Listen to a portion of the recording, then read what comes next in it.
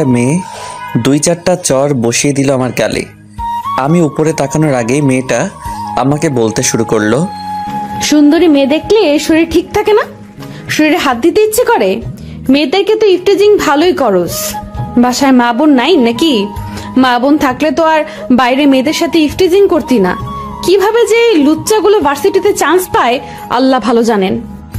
এক নিঃশ্বাসে কথাগুলো বলে থামলো মেয়েটা। আমি এতক্ষণে সামনে তাকাতেই ক্রাশ খেলাম মেয়েটার উপর।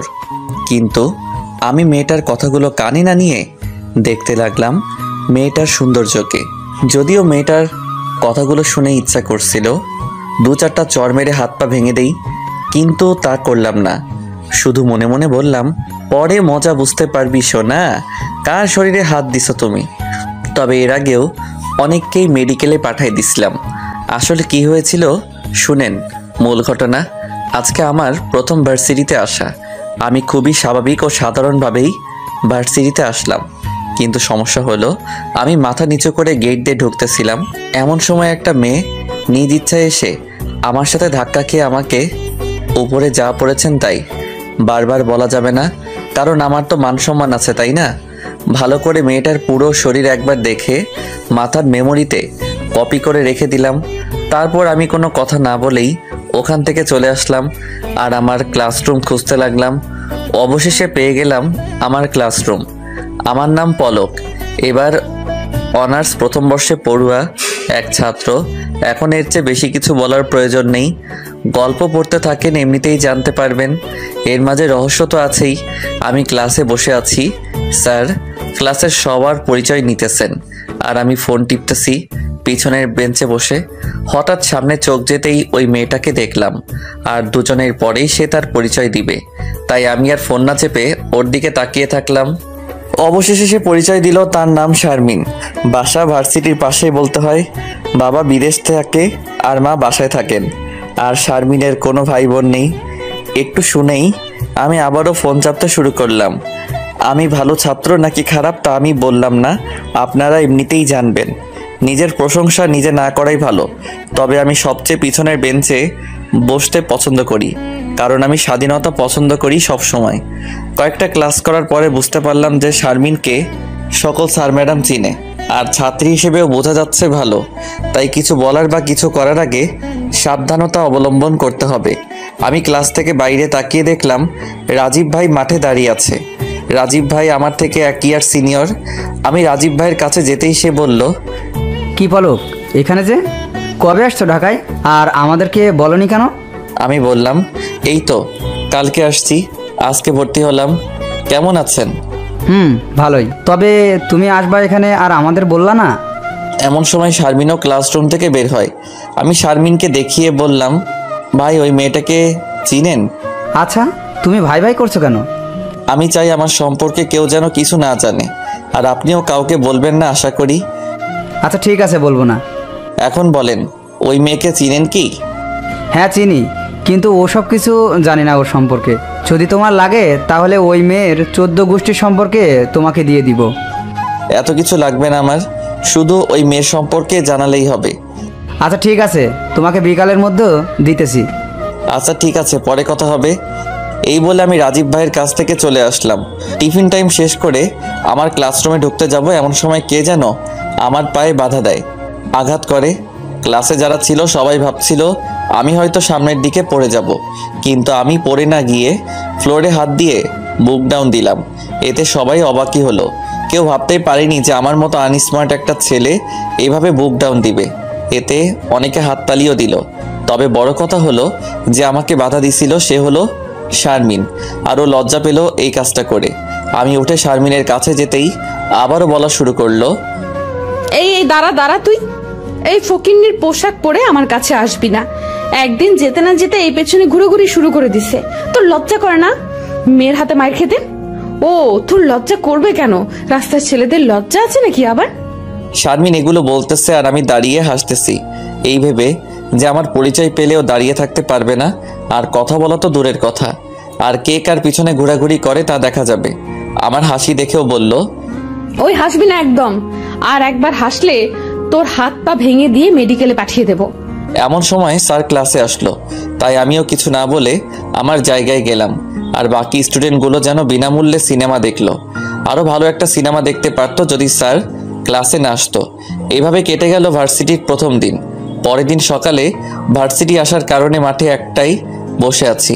হঠাৎ লক্ষ্য করলাম 8-10টা মেয়ে আমাকে চারদিক দিয়ে ঘিরে ধরেছে, আর সবার মাঝে আমি বসে আর শারমিন দাঁড়িয়ে আছে। এমন সময় শারমিন আমাকে একটা লাথি দিতে ধরলো।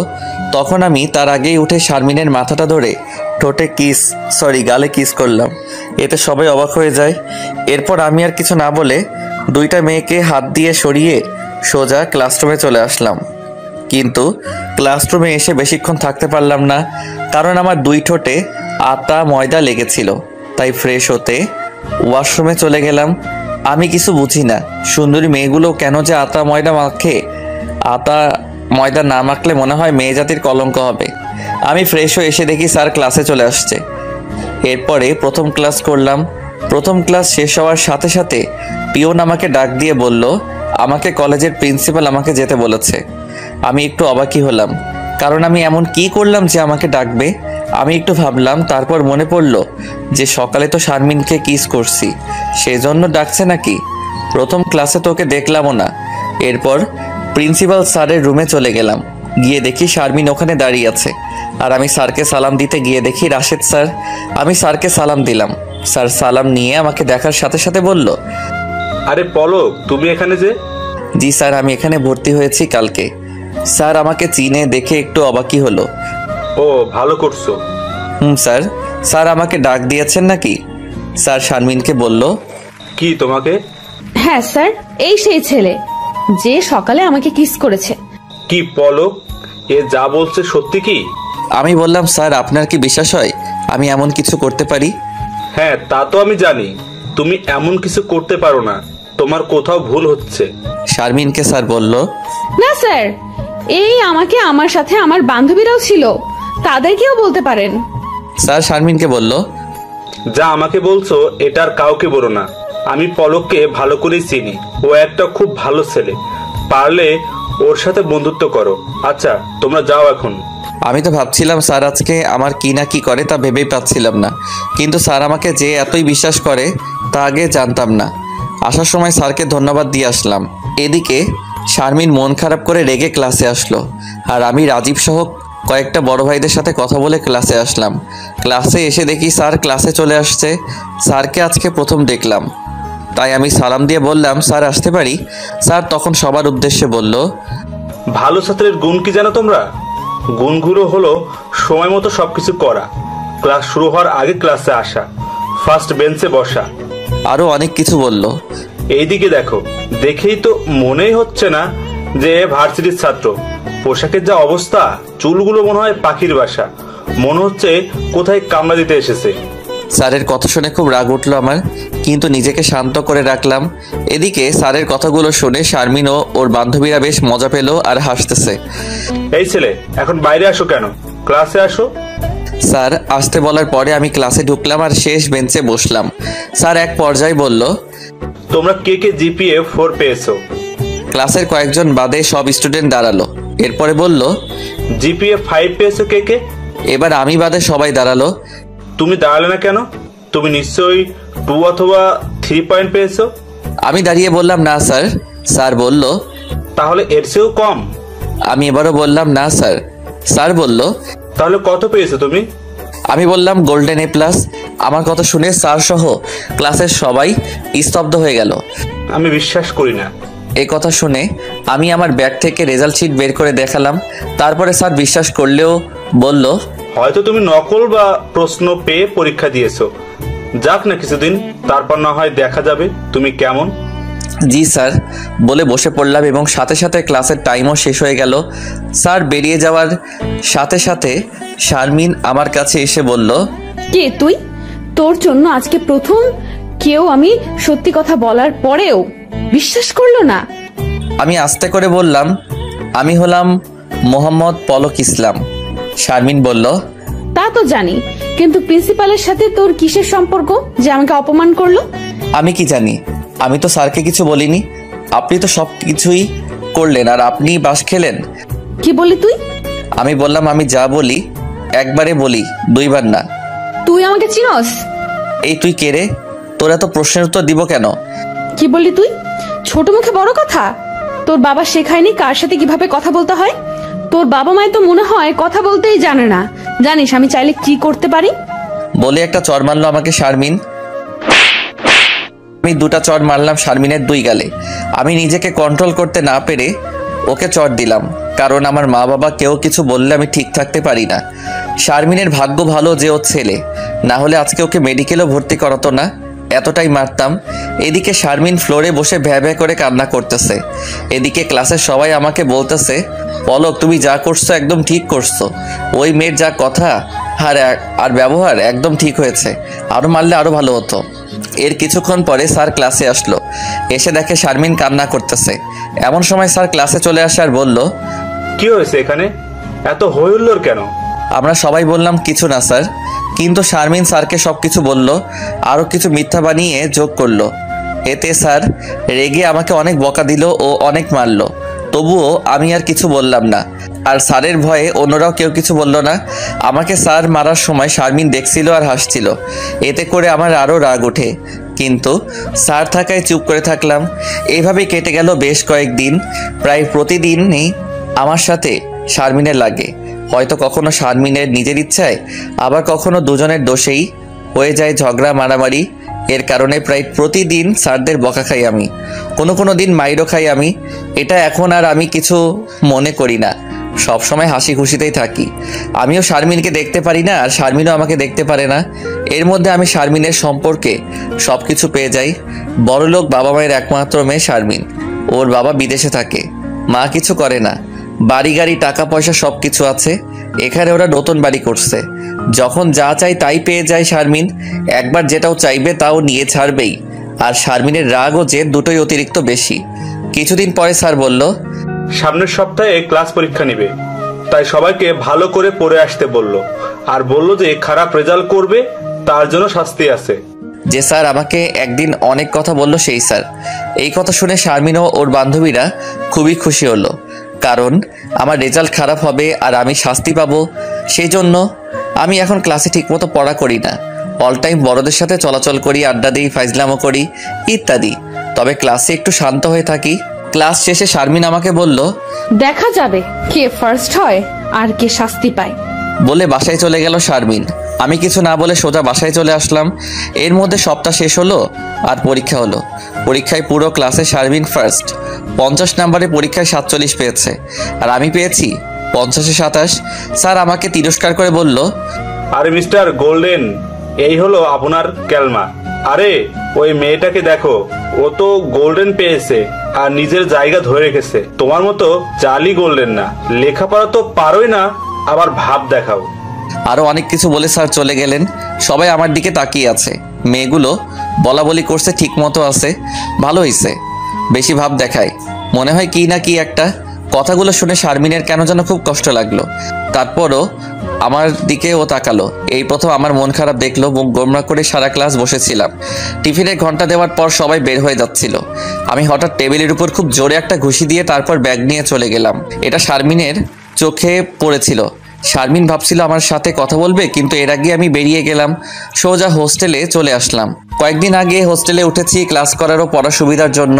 টিফিনের পরে শারমিন আমাকে অনেকক্ষণ ধরে খুঁজলো, বাট পেল না। হঠাৎ আমার রুমমেট পলাশকে দেখে ডাক দিল। এই পলাশ শোনো। হ্যাঁ বলো। আচ্ছা তোমার বন্ধু কই? কোন বন্ধু? আরে পলক। ও বললো মাথা ব্যথা করছে, স্যারকে বলে হোটেলে চলে গেল। কেন বলো তো? ও আচ্ছা, ও সম্পর্কে কিছু জানো? ও এমন কেন? কারোর সাথে কথা বলে না, ক্লাসে তো অনেক মনোযোগী থাকে, তাহলে পরীক্ষায় খারাপ করলো কেন?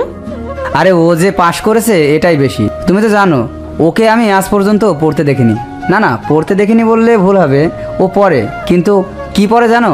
কোনো দিন গল্প, উপন্যাস, কখনো সাধারণ জ্ঞান, কখনো পত্রিকা বা কারেন্ট অ্যাফেয়ার্স। নিজের বই হাত দিয়ে ধরেই না। আমি বুঝি না এ কি মানুষ। তুমি বলো ভালো করবে কিভাবে? তা হঠাৎ ওর কথা জিজ্ঞেস করছো? প্রেমে টেমে পড়লা নাকি ওকে অত্যাচার করে? আরে ধুর, এমনি জিজ্ঞেস করলাম। আর তুমি যে কি বলো, কত ছেলে আমার পেছনে ঘুরে, আর আমি কি না এই সাইকোর প্রেমে পড়বো? বাদ দাও তো। আচ্ছা ভাই, পরে কথা হবে। এর মধ্যে দ্বিতীয় পরীক্ষা শুরু হলো। স্যার পরীক্ষার খাতা দেখার সময় পাইনি, তাই ক্লাসে এসে খাতাগুলো এক্সচেঞ্জ করে দিল। ছেলেদেরগুলো মেয়েদের কাছে আর মেয়েদেরগুলো ছেলেদের কাছে। ভাগ্যক্রমে আমার খাতা গিয়ে পড়লো শারমিনের হাতে। শারমিনের পাশের দুই বান্ধবী বলে উঠল, ওই দেখ সাইকোর খাতা তোর কাছে, দেখি দেখি কি পাইছে আমাদের সাইকো গোল্ডেন বয়। এর আগে তো ডাইনা পাস করছে, এবার তো আমাদের কাছে খাতা, দেখিস এবার ফেল মারবো। শারমিন বলল, চুপ থাক, দাঁড়া লেখাগুলো দেখি। দেখে তাদের তিনজনের এক্সপ্রেশন ছিল এইরকম। লেখাগুলো ওয়াও, কি সুন্দর লেখা, একদম কম্পিউটার টাইপ মনে হয়। এমন সময় স্যার উত্তর বলা শুরু করলেন। সবাইকে উত্তর মিলাতে বললেন আর নাম্বার বসিয়ে দিতে বললেন। খাতা কাটা শেষ হলে নাম্বার গুনে শারমিনের চোখ কপালে, পলক 50 আউট অফ 50। খাতাটা আবারও ভালোভাবে দেখলো নাম্বার কম দেওয়ার জন্য, কিন্তু কোনো ভুল খুঁজে পেল না। এরপর মন খারাপ করে স্যারের কাছে খাতা জমা দিয়ে আসলো। এবার স্যার যার যার খাতা তাকে দিতে লাগলো। শারমিন 48 পেয়েছে। স্যার ওকে কনগ্রেটস দিলেন। হঠাৎ আমার খাতা দেখে স্যারের চোখ চরক গাছ। স্যার ধমকে সরে বলল, এই খাতা কে দেখেছে? শারমিন আস্তে উঠে দাঁড়ালো। স্যার বলল, কি খাতা দেখেছো তুমি? এই গাধা 50 পায় কিভাবে? স্যারের কথা শুনে শারমিন বলল, ভালোভাবে এই খাতা দেখেছি স্যার, একবার আপনি দেখুন। স্যার শারমিনকে বসিয়ে দিয়ে আমার খাতাটা দেখতে লাগলো। একবার দেখার পর চশমার ফাঁক দিয়ে একবার আমার দিকে তাকালো। খাতা ভালোভাবে দেখে স্যার আমাকে ডাক দিয়ে সামনে এনে বলল, এবারে টিউটোরিয়ালে ফার্স্ট হয়েছে পলক। সবাই তাকিয়ে আছে হা করে, মনে হয় এটা অসম্ভব কিছু। আর শারমিনের শরীরে যেন আগুন জ্বলছে এটা শোনার পরে। ওই দিন ক্লাস শেষ হওয়ার পর আমি ক্লাস থেকে বের হতে যাচ্ছি, এমন সময় শারমিন আমাকে ডাক দিল। আমি ওর ডাকে সাড়া না দিয়ে সোজা হোস্টেলে চলে আসলাম, কারণ আমি জানি যে শারমিন আমাকে কি বলবে, যা প্রায় আমার সাথে ঘটে। পরের দিন সকালে আমি ক্লাসে ঢোকার সময় আজকেও ধাক্কা লাগে শারমিনের সাথে। আমাকে দেখেই রেগে যায় শারমিন আর জোরে জোরে বলতে শুরু করে, এই ছেলে মেয়ে দেখলে এই ধাক্কা দিতে ইচ্ছে করে না? ভেজা বেড়ালের মতো থাকে, মনে হয় কিছুই জানে না, খ্যাত কোথাকার ইডিয়েট একটা। এগুলো বলতে বলতে পুরো ক্লাস এক করে ফেলে। এমন সময় শারমিনের ফ্রেন্ড রাফি এসে আমার কলার ধরে মারতে নেয়। এমন সময় শারমিন রাফিকে বলে, আরে ছাড় ছাড়, এইসব খ্যাত ছেলেদের সাথে ঝগড়া করে নিজের প্রেস্টিজ কেন নষ্ট করো? এগুলো বলে শারমিন ক্লাস থেকে বের হয়ে যায়। আর রাফি আমাকে বলে, তুই চিনিস আমি কে?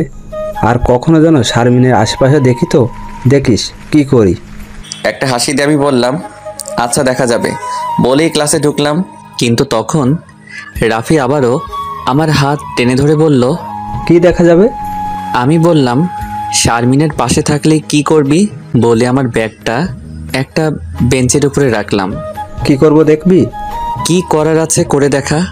আমি বলার সাথে রাফি আমাকে একটা চড় দিল। আমি একটা চড় খেয়ে রাফিকে ঠাস ঠাস করে 2-4টা চড় দিয়ে বললাম, মারবি আমাকে মার, দেখি কত তোর শক্তি আছে। এই কথা শোনার পরে রাফি আবারও আমাকে মারতে আসলো, কিন্তু আমাকে আর মারতে দিলাম না। আমি রাফিকে মারতে মারতে রক্তাক্ত করতেছি। শারমিনের উপরের সব রাগ আমি রাফির উপর ঝাড়তেছি। হঠাৎ দেখি শারমিন চিল্লাচ্ছে, বাঁচাও বাঁচাও বলে, আর ওর জামাটা অর্ধেক ছিঁড়ে ফেললো। শারমিনের চিল্লানিতে আমাদের ক্লাসে অনেক ছেলেমেয়ে চলে আসলো। তখন শারমিন সবাইকে বলল, পলক আমাকে জোর করে রেপ করতে ধরছিল, রাফি বাধা দেওয়াতে ওকে মারতেছে। শারমিনের এই মিথ্যা কথা শুনে আমি স্তব্ধ হয়ে গেলাম।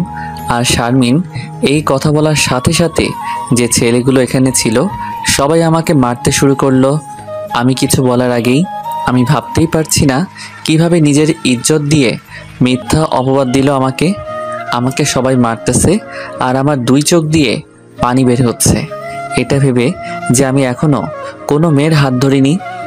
আর শারমিন বলল আমি ওকে রেপ করতে ধরছিলাম। এরই মধ্যে স্যার ম্যাডামরা প্রায় সবাই চলে আসলো আমাদের ক্লাসে। আর কিছুক্ষণের মধ্যে পুলিশও চলে আসলো। হয়তো কেউ পুলিশকে ফোন দিছিল।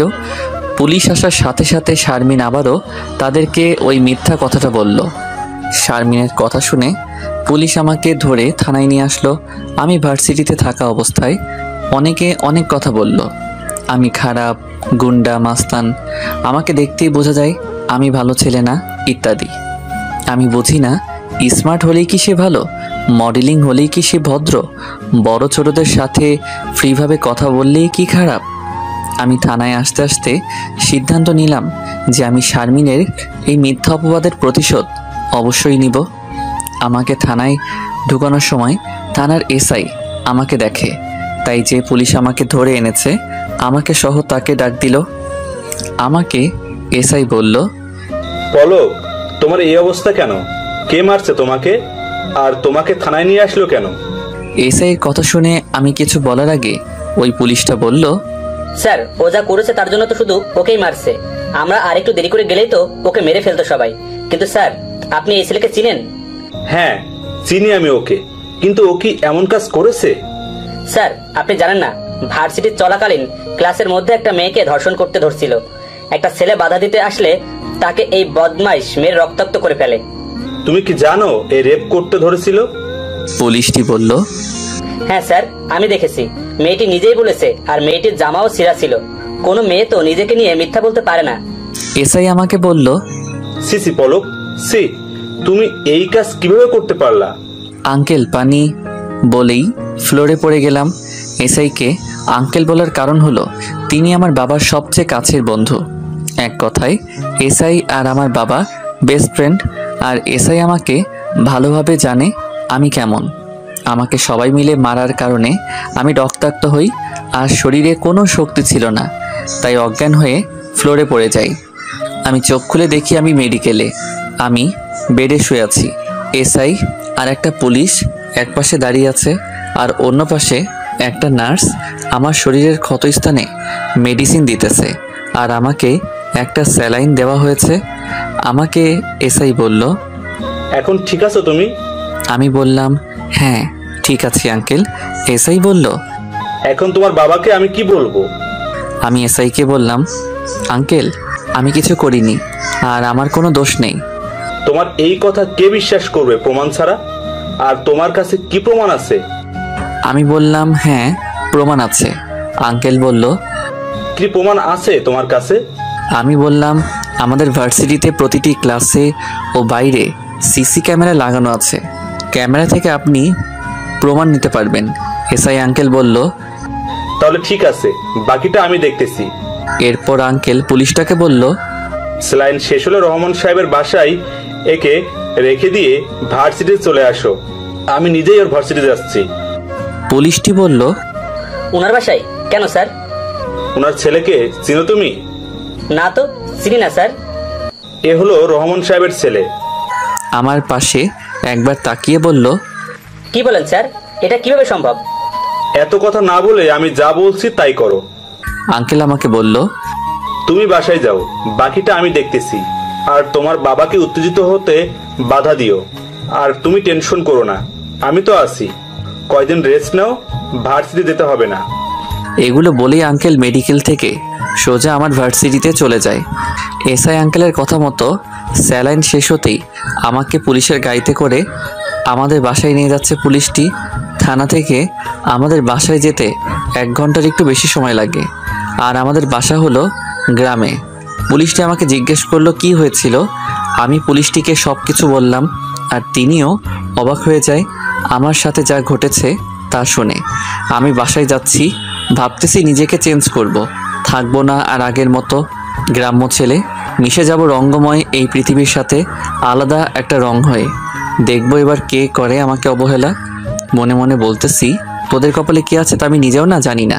আগে সুস্থ হয়ে নেই, তারপরে বুঝবে এই পলকের সাথে খারাপ ব্যবহার করার পরিণতি কি হতে পারে। অবশেষে আমরা বাসায় চলে আসলাম। আমাকে নামাই দিয়ে পুলিশটি চলে গেল। বাসায় শুধু মা ছিল। আমাকে দেখে মা কান্না করার অবস্থা। বাবা আজ সকালে আমেরিকা চলে গেছে। কি হয়েছে বাবা তোর? এই অবস্থা কেন? তেমন কিছু হয়নি মা, আমি ঠিক আছি। কি হয়েছে বল? কার এত সাহস যে আমার ছেলেকে মারছে? আরে মা, আমার কিছু হয়নি তো, এত উত্তেজিত হয়েও না। উত্তেজিত হবো না মানে? আমার একমাত্র সন্তান তুই, কার এত বড় ক্ষমতা তোকে মারছে? সে কি তোকে চেনে? না, আমাকে চিনে না, চিনলে কি আর মারতো। প্লিজ তুমি একটু শান্ত হও। দাঁড়া, আগে তোর বাবাকে ফোন দেই। মা প্লিজ আমাকে এখন রেস্ট নিতে দাও, তারপরে সব কিছু বলবো। আচ্ছা ঠিক আছে, তুই রেস্ট নে, আমি তোর জন্য খাবার নিয়ে আসছি। আমি এত বললাম হোস্টেলে ওঠার প্রয়োজন নেই, শত শত গাড়ি আছে, নিজের গাড়িতে করে যাওয়া আসা করতে। কে শুনে কার কথা? এখন বুঝো কেমন লাগে। এগুলো বলতে বলতে মা আমার রুম থেকে বের হয়ে গেল। মা আমার জন্য নাস্তা নিয়ে এসে বলল, ওঠ বাবা, খেয়ে নে। খেতে ইচ্ছে করবে কিভাবে? মানুষকে খাওয়ানো হয়েছে তোর অভ্যাস। এত ভুলি একটু শরীরের প্রতি যত্ন নে, একটু স্মার্ট হ। এটা এখন 2020 সাল। এখনকার দিনমজুরের ছেলেদের দেখলেও মনে হবে বড় লোকের ছেলে, আর আমাকে একটা ছেলে দিয়েছে আল্লাহ। মা তুমি ঠিক বলছিলে, তোমার কথা শুনলে আজ আমার এই অবস্থা হতো না। এখন থেকে তোমার ছেলে চেঞ্জ হবে পুরোপুরি, ঠিক তুমি যেমনটা চাও। সত্যি বাবা, পাল্টাবি? আমিও মাকে জড়িয়ে ধরে মার কপালে চুমু দিয়ে বললাম, মা তোমার ছেলে পাল্টিবে। আই লাভ ইউ মা, কিন্তু প্লিজ বাবাকে আমার এই অবস্থার কথা বলো না মা। আচ্ছা ঠিক আছে, বলবো না। থ্যাংক ইউ মা, তুমি পৃথিবীর শ্রেষ্ঠ মা। আমি 5 দিনের মধ্যে সম্পূর্ণ সুস্থ হয়ে যাই, কিন্তু ভার্সিটিতে যাইনি এখনও। আজকে 10 দিন পরে ভার্সিটিতে আসলাম আমি। আমার পায়ে সাদা শু, কালো কালারের জিন্স প্যান্ট, পায়ে ব্লু কালারের টি শার্ট, মাথার চুল স্টাইল করা, চোখে কালো সানগ্লাস পরে আমি প্রাইভেট কার থেকে বের হলাম। সকল ছেলে মেয়ে আমার দিকে তাকিয়ে আছে, কে এই হ্যান্ডসাম। আমি গাড়ি থেকে বের হয়ে সোজা আমাদের ক্লাসে চলে গেলাম। আমি যখন ক্লাসে যাচ্ছি তখন সবাই আমার দিকে অবাক চোখে তাকিয়ে আছে। প্রথম দেখাতে কেউ চিনতে পারিনি আমি যে পলক। একটু ভালো করে দেখে সবাই চিনতে পারে যে আমি পলক। আমি ক্লাসে ঢোকার সময় আমার পিছন থেকে একটা মেয়ে আমাকে ডাক দিল। আমি ভাবলাম হয়তো আমার এই দামি পোশাক দেখে ক্রাশ খেয়ে আমাকে ডাক দিছে, তাই পিছনে ফিরে তাকালাম না। আবারও ডাক দিল। এবার পিছনে ফিরে দেখি শারমিন ডাক দিছে আমাকে। শারমিনকে দেখে আমার মাথা গরম হলো। নিজেকে ঠান্ডা করে ক্লাসে ঢুকলাম। ক্লাসে ঢোকার সাথে সাথে যারা ক্লাসের ভিতরে ছিল সবাই দাঁড়ায় যায়। তারা ভাবছিল কোনো স্যার হয়তো ক্লাসে আসছে, কিন্তু ভালোভাবে দেখার পরে তারা বুঝতে পারলো আমি পলক, কোনো স্যার না। আমাকে চিনে আরও বেশি করে আশ্চর্য হয় সবাই আমার এই পরিবর্তন দেখে। কলেজে সবাই আমাকে জানতো আমি কোনো গরিব ঘরের সন্তান, মাস্তান টাইপের বখাটে একটা ছেলে। যারা আমাকে আজকে দেখলো তাদের এ ধারণা ভুল প্রমাণিত হলো, কারণ আমি হলাম বাংলাদেশের শ্রেষ্ঠ 10 জন ধনী ব্যক্তির একজনের সন্তান। আর আমি আমার বাবা মায়ের একমাত্র ছেলে। এমন কোনো জিনিস নেই যে তা আমাদের নেই। আমরা যে এত বড় লোক তাই বলে আমি কখনোই বড় লোকই করিনি বা দেখাইনি। সব সময় আমি সাধারণভাবে চলছি, কিন্তু আজকে আমাকে অহংকারী করতে বাধ্য করেছে শারমিন। একজন মানুষ বেঁচে থাকতে যা যা অতি প্রয়োজন শুধু তাই আমি নিয়েছি, এর অতিরিক্ত কোনো কিছু নেইনি আমি। তবে হ্যাঁ, আমার বাবার সম্পদ আমি নিজে ভোগ না করলেও ব্যবহার করছি গরিবদের জন্য। এই ঢাকা শহরে একটা কল্যাণ সংস্থা আছে গরিবদের জন্য, যা প্রতিষ্ঠিত হয় আজ থেকে 4 বছর আগে। তখন আমাদের বাসা ছিল এই ঢাকা শহরে। তখন আমি পড়তাম ক্লাস 9-এ। বাবা ধনী হওয়ায় আমি যা যা করতে চাইতাম তাই করতে দিত আমাকে। তবে আমি কখনো খারাপ কিছু করিনি। আমি যা কিছু করেছি তা সাধারণ মানুষের জন্য। সংস্থাটি আমি নিজেই এখনও চালাই। তবে 2 বছর থেকে আমি নিজে সংস্থায় আসিনি, কারণ আমি ঢাকা শহরেই ঢুকিনি 2 বছর। এর কারণ হলো আমার একটা ছোট কিউট বোন ছিল। আমি যখন এসএসসি পরীক্ষা দিব তার কয়েকদিন আগে থাকায় এই ব্যস্ত রাস্তায় আমার বোনটা রোড অ্যাক্সিডেন্ট করে মারা যায়। আমার বোনের এই মৃত্যু আমি সহ্য করতে পারিনি আমি ব্যস্ত ঢাকা শহরে থাকতে। আমি বাবা মাকে বলি আমি এই শহরে থাকবো না। আমার বোন মারা যাওয়ায় আমি বাবা মায়ের একমাত্র সন্তান হয়ে যাই, তাই তারা না করতে পারেনি। আর আমার জন্য গ্রামে একটা বাড়ি করে, আর ওখানে আমি মা বাবা থাকি আজ থেকে 2 বছর আগ পর্যন্ত। বাকিটা সময় হলেই জানতে পারবেন। আমি বেঞ্চে ব্যাগ রেখে বসতেই শারমিন আমার কাছে এসে বলল, প্লিজ আমার সাথে একটু কথা বলো প্লিজ। আমি কোনো কথা না বলে প্যান্টের পকেট থেকে ফোনটা বের করে পলাশকে ফোন দিলাম, কারণ আমাদের ক্লাসের মধ্যে ওর সাথে ভালো বন্ধুত্ব। তাছাড়াও দুজন এক হোস্টেলে ছিলাম। আমি ফোন দিয়ে বললাম, কই তুই? পলাশ বলল, দাঁড়াও আমি আসছি, গেটে আছি এখন। এদিকে শারমিন আমার সাথে কথা বলার জন্য চেষ্টা করতেই আছে। সরি পলক, আমার ভুল হয়েছে তোমার সাথে খারাপ ব্যবহার করা। প্লিজ একবার কথা বলো আমার সাথে। আমি শারমিনের দিকে তাকিয়ে দেখি ওর চোখ দুটা জলজল করতেছে। কখন যে পানি বের হয় ঠিক নেই। চেহারাটাও আগের মতো নেই, অনেক শুকিয়ে গেছে। চোখের নিচে কালো দাগ পড়েছে। জানি না আমি কী জন্য শারমিন এমন হয়েছে। আমি শারমিনের সাথে কথা না বলে ক্লাস থেকে বের হতে যাব, এমন সময় শারমিন আমার হাত টেনে ধরে বলে, তোমার হাত ধরে বলতেছি সরি, আমি অনেক অন্যায় করেছি তোমার সাথে, প্লিজ একবার ক্ষমা করে দাও আমাকে। এমন সময় রাফি এসে শারমিনকে বলে, কি হয়েছে তোর? কার কাছে তুই ক্ষমা চাচ্ছিস? এই ছদ্মবেশীর কাছে? এ তো ছদ্মবেশী আজ কলেজে আসছে। রাফির কথা শুনে শারমিন রাফিকে জোরে একটা চড় মারল আর বলল, আমি কি করি না করি তাতে তোর কি? তোর জন্য আজ আমি এর কাছে খারাপ, এখান থেকে ভাগ তুই। রাফি কোনো কথা না বলে এখান থেকে চলে গেল। শারমিন আবারও বলল, শেষবারের মতো আমাকে একবার মাফ করে দাও প্লিজ। মাফ না করলে আমি নিজেকে কি করব তা আমি নিজেও জানি না। এবার আমি প্রথম শারমিনের সাথে কথা বললাম, আপনি নিজেকে কি করবেন? সর্বোচ্চ আত্মহত্যা করবেন? এটা আপনার মাথায় ছিল না? আমাকে মিথ্যা অপবাদ দেওয়ার সময় আগে ভাবেননি? একটা সাধারণ ছেলের সাথে আপনি কি করতেছেন? গ্রামের মানুষ গরিব বলে তারা কি মানুষ না? আপনার আর গ্রামের মানুষের মধ্যে পার্থক্য কি জানেন? আপনাদের মতো বড় লোকদের টাকা পয়সা আছে, এটা তাদের নেই। আপনাদের আছে দামি দামি পোশাক আর তাদের আছে কম দামি পোশাক, এই বলে তারা কি মানুষ না? আপনি এখন আমার কাছে ক্ষমা চাচ্ছেন কিসের জন্য জানেন? কারণ আপনি আমার পরিচয় জেনেছেন যে আমি কোনো গ্রামের কৃষকের ছেলে না। আমার বাবা বাংলাদেশের শ্রেষ্ঠ ধনীদের মধ্যে একজন, এটা জেনেছেন। আপনি আমাকে কাছে ক্ষমা চাচ্ছেন আমাদের টাকা ও সম্পদের জন্য। আপনি বলতে পারবেন আজ আমি গরিব হলে আপনি চাইতেন আমার কাছে ক্ষমা? আমি একবার এতগুলো কথা শারমিনকে বললাম, এর কারণ আপনারা তো জানেনই শারমিন আমার উপর প্রথম দিন থেকে কি করছে আর কি না করছে। আসলে এটা সত্যি যে আজ আমি বড়লোক বাবার ছেলে না হলে ওই মিথ্যা অপবাদ নিয়ে জেলেই সারা জীবন পার করতে হতো আমাকে। জানতো না কেউ আসল কাহিনী কি। এদিকে শারমিন আমার কথা শুনে ক্লাসের মধ্যেই কান্না করে দিছে, আর কোনো কথা বলতেছে না। আবারও আমি চিল্লিয়ে বললাম, আজ আমি গরিব হলে আপনি চাইতেন আমার কাছে ক্ষমা? ক্লাসের সবাই নীরব হয়ে আমার আর শারমিনের দিকে তাকিয়ে আছে। ওই দিন যারা ক্লাসে ছিল তারাই শুধু জানে সত্যিটা, আর যারা ছিল না বা পরে আসছিল আমাকে মারার সময় তারা তো জানে আমি শারমিনকে রেপ করতে ধরছিলাম। সবাই সত্যিটা না জানার কারণ হলো শারমিনের বড়লোক বাবা টাকা দিয়ে সব কিছু গোপন করে রেখেছে যাতে করে তার মেয়ের যেন কোনো বদনাম না হয়। কিন্তু ওর বাবা তো আর আমাকে আমার কিনে নিতে পারবে না আমার সম্মানকে কিনে নিতে। শারমিন কিছুক্ষণ কান্না করে কোনো কথা না বলে ওর ব্যাগ নিয়ে ক্লাসরুম থেকে বের হয়ে গেল। হয়তো বাসায় যাচ্ছে কান্না করতে করতে। এরপর স্যার ক্লাসে আসলো। স্যার কিছু বলল না আমাকে, কারণ স্যারেরা তো সব কিছুই জানে।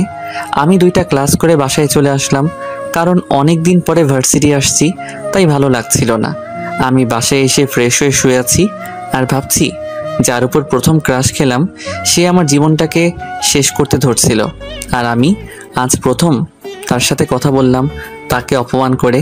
কিন্তু আমি তো অন্যায় কিছু বলিনি, যা সত্যি তাই তো বলেছি। এগুলো ভাবতে ভাবতে ঘুমিয়ে গেলাম। এদিকে আমার বাবা আমেরিকা থেকে এসে সব কিছু শোনে আর অনেক রাগ হয়।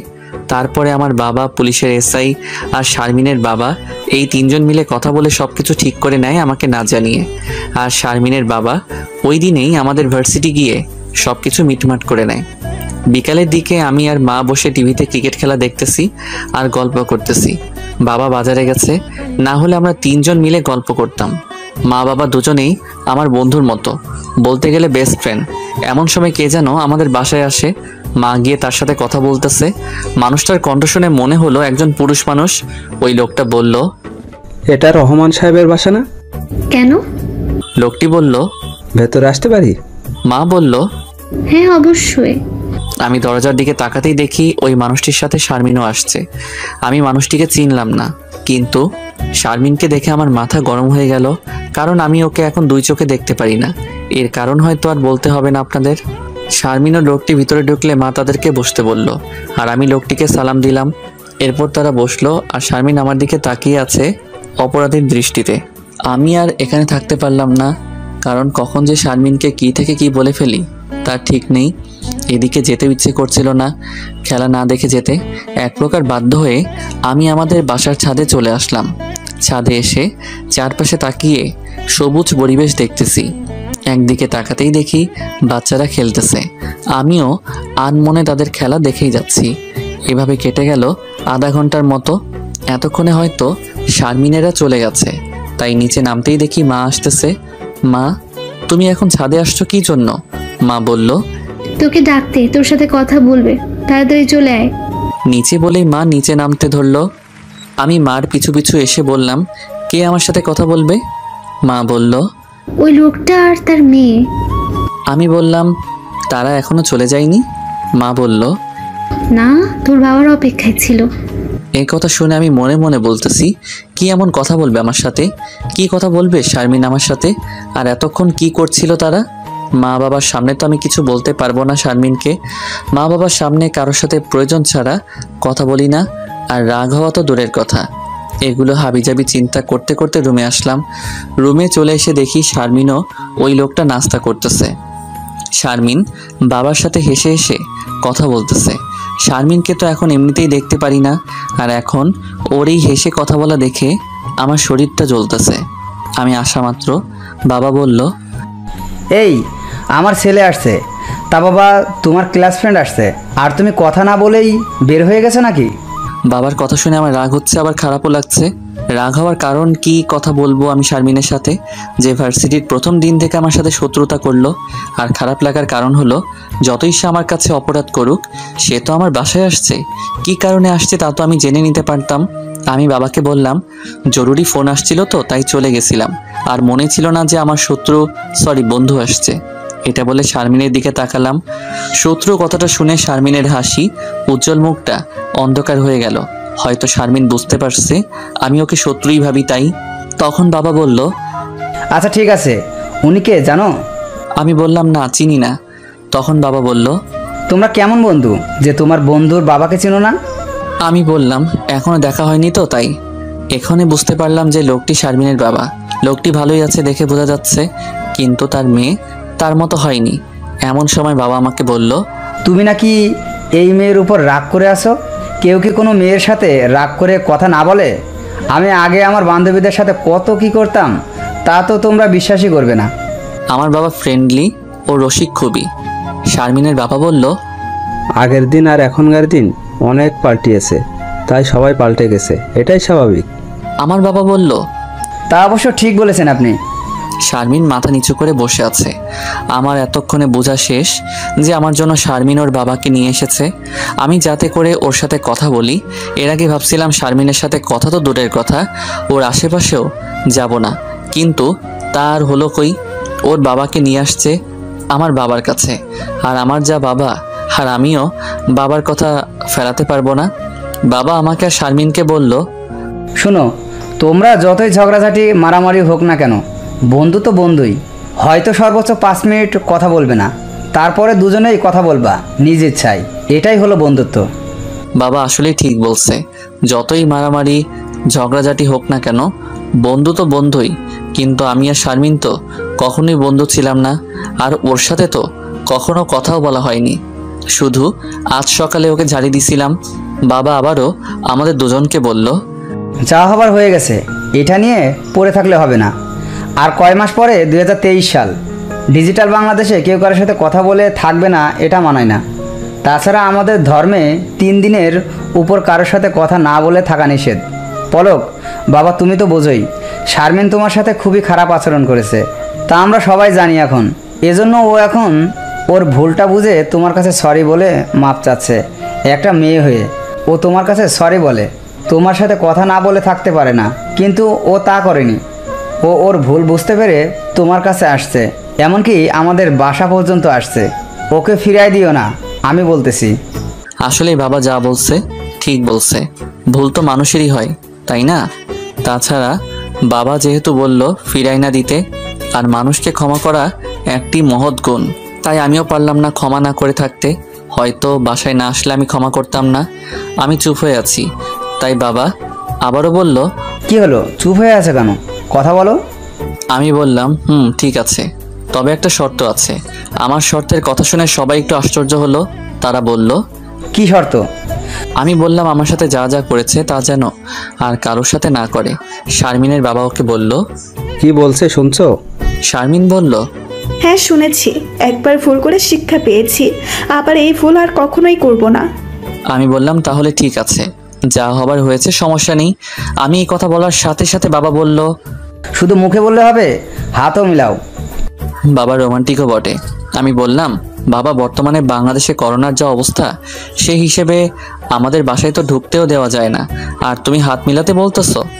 আমার কথা শুনে সবাই হাসি দিল, আর বাবা বলল, আচ্ছা ঠিক আছে, করো না, চলে গেলে মিলাইও। এখন খুশি তো তুমি? শারমিন বলল। জি আঙ্কেল। শারমিনের বাবা উঠতে উঠতে বলল, তাহলে আমরা এখন আসি। মা অন্য রুম থেকে এসে বলল, এখন যাওয়া হবে না, খেয়ে যাবেন। না ভাবি, দেরি করা যাবে না, এখনই যেতে হবে। আমি তো আগেই বলেছি আমি আসতাম না, আমার জরুরি কাজ আছে। শুধু আসলাম, শারমিন কিছু খাচ্ছে না আর কান্না করতেছে, সেজন্য। এরপর শারমিন ও তার বাবা চলে গেল। বাবা আমাকে বলল, আমি চাইলে ওদের অনেক কিছুই করতে পারতাম, কিন্তু কি হতো, এত ঝামেলা করে শুধু একটা মেয়ের ইজ্জত যেত, আর একটা পরিবারের মান সম্মান সব চলে যেত। বসবাস করতে পারতো না তারা এই সমাজে। বাবা, তা ঠিক বলছো। আই লাভ ইউ বাবা। আমি তোমার মতো একজন বাবা পেয়ে ধন্য। বাবাকে জড়িয়ে ধরে বললাম। বাবা আমাকে বলল, আমি সার্থক তুমি আমার সন্তান বলে। আমি চাই তোমার মতো যেন সকল সন্তান হয়।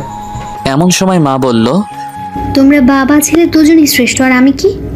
ছেলে বলল তুমি পৃথিবীর শ্রেষ্ঠ মা, আর ছেলের বাবা বলল তুমি হলে আমার জীবন সঙ্গিনী। তারপরের দিন আমি ভার্সিটি গেলাম। আগের মতো হয়েও না, আবার বেশি স্মার্ট হয়েও না, তবে আজকে বাইকে করে ভার্সিটি আসলাম। আমি আজকে ভার্সিটিতে ঢোকা মাত্র অনেক মেয়ে আমার কাছে নিজেই এসে কথা বলতে যাচ্ছে। আমি সবাইকে হাই হ্যালো বলে আমার ক্লাসে চলে গেলাম। আমি ক্লাসে গিয়ে বেঞ্চে বসার একটু পরে শারমিন এসে বলল, কেমন আছো? আমি বললাম, আলহামদুলিল্লাহ ভালো। বলবা না আমি কেমন আছি? আমার জানার প্রয়োজন নেই, তাই বলিনি। ও আচ্ছা, তা চলো মাঠে গিয়ে বসি। আমি কিছু বলার আগেই রাফি এসে শারমিনকে বলল, দোস্ত, তুই এর সাথে কথা বলছিস? যে আমাকে পারছিল তার সাথে কথা বলছিস? তোর তো দেখি লজ্জাও নাই, যে তোকে রেপ করতে চাইলো তার সাথে। সে শারমিন। আমি রাফির কথা শুনে মনে মনে বলছি, আজকে কিছু কর, তারপরে দেখাবো মজা। কালকে না হয় বাবার জন্য ক্ষমা করে দিয়েছি, কিন্তু তোদের উপর থেকে তো আর রাগ ও ঘৃণা একটাও যায়নি। রাফির কথা শুনে শারমিন বলল, তাই তো, এটা তো আমার মনেই ছিল না যে তোকে মারছিল। আচ্ছা বাদ দে রাফি, যা হবার হয়ে গেছে। এও তো আর কম মার খায়নি। এ কথা রাফি শুনে বলল, আমার জন্য তো আর মার খাইনি, তোর জন্য ওকে মারছি। আমাকে মারার প্রতিশোধ অবশ্যই নিব। শারমিন বলল, তুই কি বাদ দিবি না মাথা থেকে এসব? আমি বসে আছি, আমার সামনেই এরা কথা বলতেছে।